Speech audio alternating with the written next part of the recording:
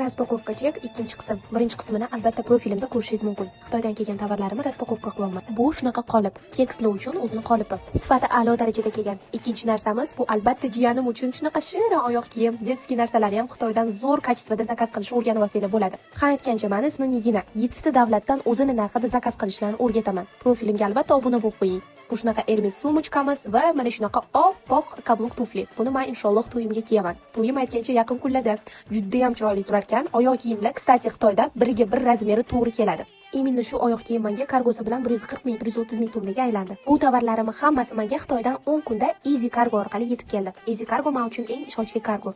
Ishoninglar, Xitoydan zakaz qilib bo'lmaydigan narsani o'zi yo'q. Bu shunaqa bilinch qiladigan tovar. Hamma joyda har xil etilsa kerak. Qizlar, sizlar meni tushundinglar-yu. Xuddi shunaqa narsa. Endi buni nomini aytib o'tirmayman. Nu ko'rganlar tushundi. Bu videoni albatta Xitoydan tovar zakaz qilsang yaxshi kelmaydi. O'zimizdan ovur deydigan tanishlarga jo'natib qo'yinglar. Ha aytgancha, mana shunaqa kuponlarni ham tashlab olish kerak emas. Ulardan ham to'g'ri maqsadda foydalansa bo'ladi. Skidka qilib. Keyingisi yana jiyanimga chiroyli baletgacha shunaqa shirin, ishoninglar, kichkina lekin juda ham kачествоsi zo'r. Ha aytgancha, hozirgi vaqtda mana VIP tarif kursimga skidka ketyapti. VIP tarifda siz 7 ta davlatdan o'zini narxida birinchi qo'l bo'lib arzon va sifatli tovar zakaz qilishni o'rganib olasiz. 500 minglik kursimiz ayni hozirgi vaqtda skidkada 300 ming so'm. Keyingisi mana shunaqa Hermes sumочка. Buni kачествосini shunday videoni o'zida ko'rinib turibdi qizlar. Juda ham chiroyli va sifatli. Keyingisi imенно холодильник uchun shunaqa sut solib qo'yadigan narsa. Qizlar, Xitoyda ham обязательно sifatsiz narsalar ham bo'ladi. Lekin sifatli bilan sifatsizni ajratib to'g'ri zakaz qilishni bilsangiz, tovaringlar har doim sifatli keladi. Даже posudalar ham sinmasdan keladi.